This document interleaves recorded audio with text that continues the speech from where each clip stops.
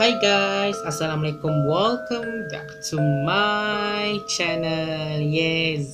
Okay guys, so hari ni macam yang korang baca kat thumbnail, macam yang korang baca kat title juga. Okay, hari ni kita nak cerita pasal nombor-nombor misteri yang dikatakan berhantu di dunia dan juga di Malaysia lah. So senang cerita, dua benda ni ada kaitan dengan dunia dan juga Malaysia. So, aku dah jumpa beberapa nombor-nombor misteri yang aku akan cerita kat korang.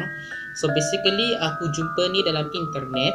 So aku akan cerita kat korang lah sedikit pasal nombor-nombor misteri yang dikatakan berhantu di Malaysia dan juga di dunia. Let's go. So nombor pertama yang aku jumpa adalah nombor 13.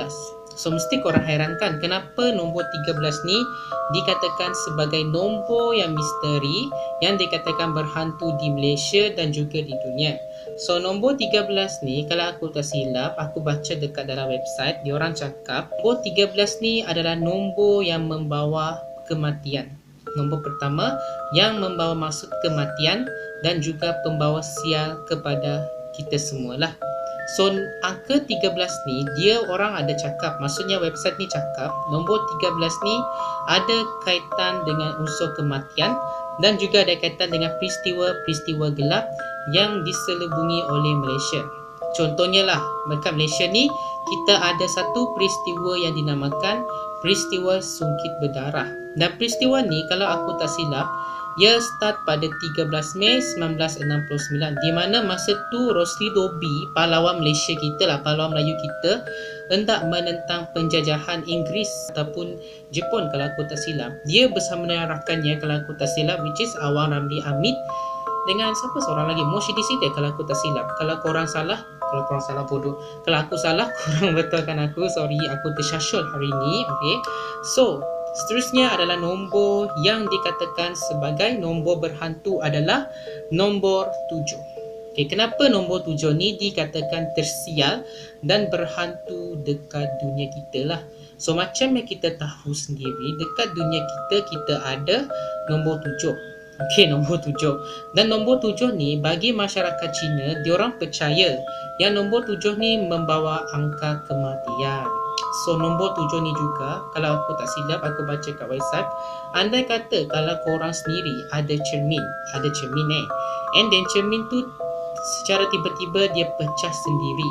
So maksudnya anda akan menerima nasib malang selama 7 hari. Dan dalam 7 hari ni korang akan ditimpa nasib malang lah. Tak kisahlah dari segi kewangan, perbankan ataupun mana-mana sendirilah. Berdasarkan nasib korang sendiri, korang akan ditimpa nasib malang selama 7 hari. Dan angka 7 ni juga, kalau aku tak silap, angka ni dia merupakan salah satu angka yang paling bahaya pada zaman orang-orang dulu lah. So orang-orang percaya kesilapan kalau kita pecahkan cermin pada masa tu, masa aku cakap tadi, dia akan kena nasib malang selama 7 hari.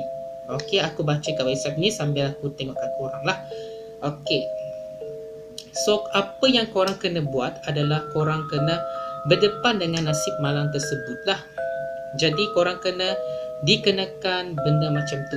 Dan satu lagi aku baca dekat sini lah, dia cakap ini berpunca daripada kepercayaan bahawa cermin adalah perantara di antara roh dengan Tuhan.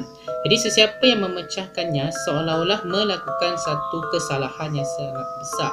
Dan dia kena merana selama 7 tahun okay, dia kena merana selama 7 tahun sebelum diberikan kemaafan atas kesalahan mereka sendiri. Maksudnya dia kena merana selama 7 tahun disebabkan kesalahan satu je lah.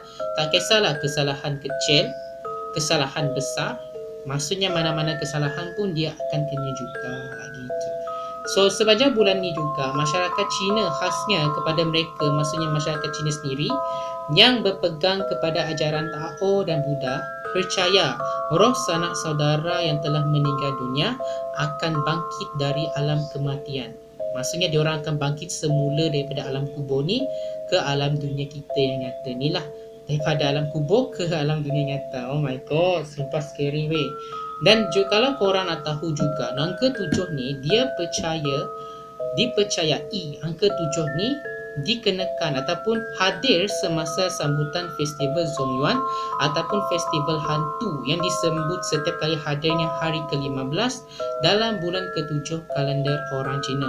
So kiranya website ni cakap macam hari hantu jugalah kan. Macam sekarang ni dekat negeri aku sendiri, dekat bandar aku sendiri ni sedang berlangsungnya hari hantu yang disambut setiap 15 Ogos. Setiap hari ke-15 dalam kalender 7 orang Cina. So kita sekarang ni bulan 8.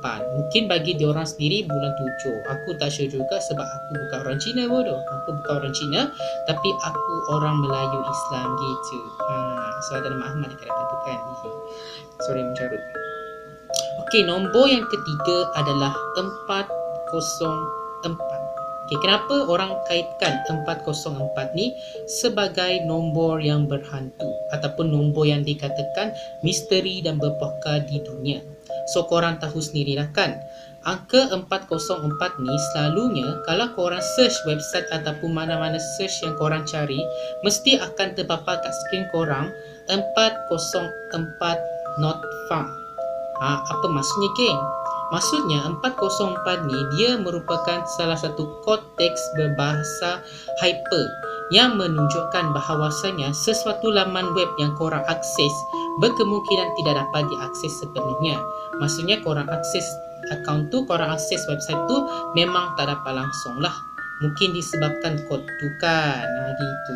So aku pun tak sure juga sejauh mana kebenaran nombor 404 ni, tapi aku just percaya yang nombor 404 ni merupakan nombor yang memberikan simbol ataupun peringatan kepada kita untuk sentiasa berhati-hati ketika melayari sesuatu laman web.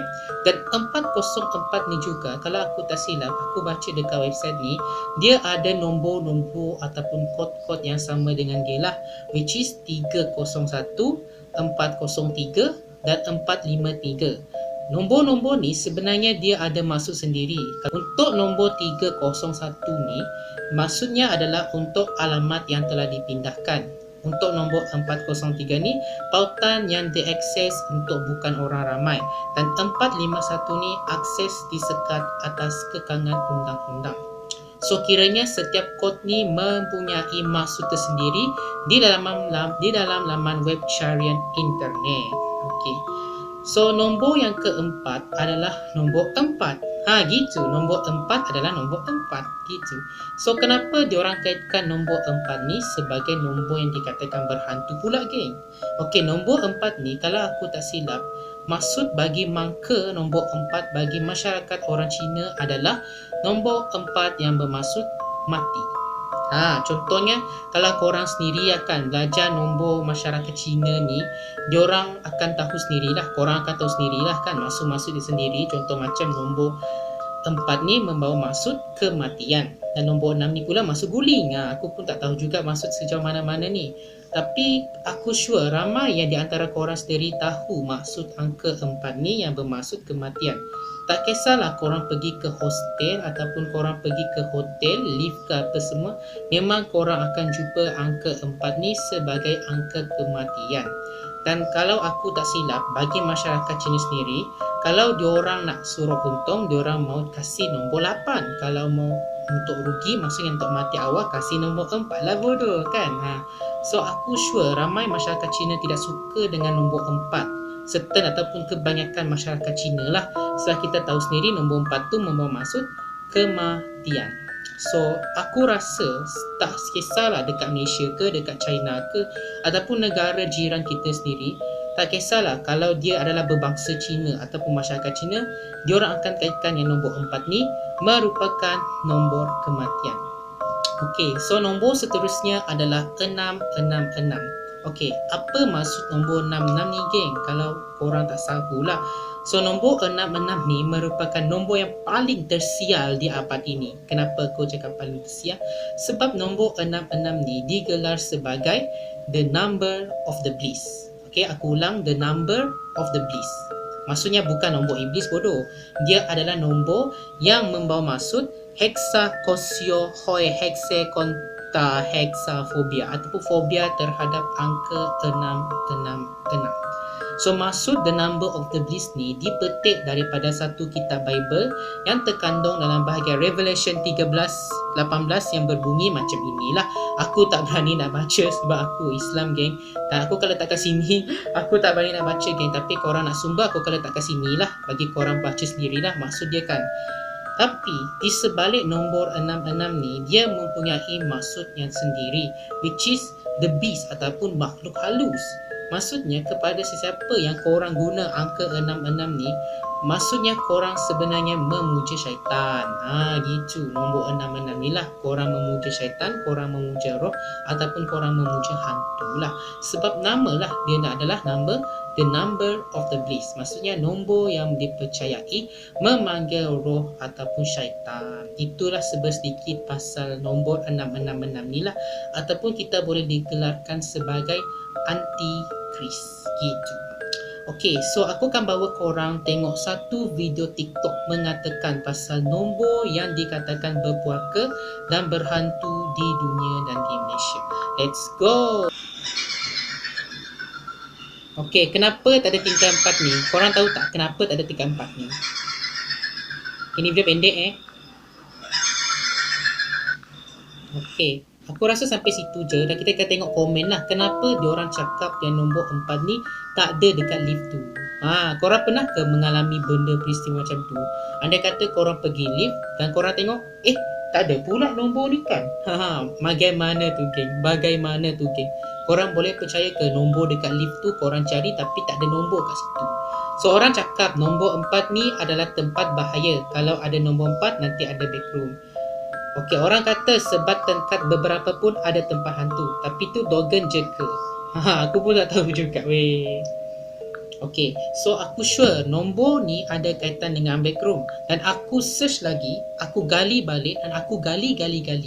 Rupa-rupanya nombor 4 ni ada kaitan dengan backroom. So apakah yang dimaksudkan dengan backroom tu, geng? Okay, so aku search dulu dekat website. Okay, so maksud the backroom ni, kalau aku tak silap, dia adalah merupakan kisah urban legend ataupun creepypasta. Urban legend ni kira macam kisah yang lama terdahulu yang diinspirasikan daripada cerita benar. Maksudnya benda ni terjadi depan mata seseorang lah, warganet kat Malaysia ni ataupun mana-mana lah, sesiapa yang pernah melalui zaman tersebut. Dan kisah tersebut telah dilupakan ataupun telah dijadikan sebagai urban legend. Walaupun kisah tu dah lama, tapi orang still ingat yang cerita tu tak akan dilupakan. Maafkan aku salah tadi Dan creepypasta ni merupakan kisah benar lah, diinspirasikan daripada kisah benar. So dia menceritakan pasal titik pengakhiran sesuatu tempat, terutama sekali dekat bilik pejabat, maksudnya bilik office dan juga persekitaran korang. So dia dikategorikan sebagai tempat yang mempunyai satu bau yang sangat busuk, especially dekat kapet korang sendiri, dan juga dinding yang seakan-akan warna ni. Dan juga lampu pernah flow. Maksud aku lampu yang korang setiap hari buka tu kan. Maksud aku bukan lampu LED ni bodoh, bukan nombor ni bodoh. Ini lampu LED bodoh. Maksud aku nombor yang korang tahu sendirilah. Maksudnya kalau korang pergi kedai kan, korang pernah tak pergi kedai? Mesti tipu kalau korang tak pernah pergi kedai kan. Especially dekat one stop, macam Koku sendiri dekat one stop, memang diorang masih pakai lampu pendaftar tu yang macam ni lah. Aku tunjukkan gambar ni macam ni. Aku harap korang faham sendirilah maksud aku tadi kan. Maksudnya nombor tersebut merupakan bodoh pula. Lampu tersebut merupakan lampu yang dikatakan seakan-akan macam warna kuning lah. Faham tak? Kalau aku salah korang betulkan sebab aku tak sure ni betul ke tidak, penyampaian aku ke tidak, tapi aku jumpa ni dalam Google. So kalau aku salah korang betulkan sorry. Okay guys, so aku rasa sampai situ je video kita pada hari ini. Dan aku harap korang sukalah tengok cerita aku ataupun tengok video aku ni, sebab aku try nak pelbagaikan konten lagi. So kalau korang nak video lebih daripada aku, korang komen kat bawah. Nanti aku akan ceritakan korang satu persatu dekat konten yang seterusnya gitu. Okay gang, so aku rasa tu je video kita kali ni. And I hope I'll see you guys again in my next video. Don't forget to like, share and subscribe. Don't forget to push my notifications to get all my videos on YouTube. Jumpa lagi dan always stay safe. Bye!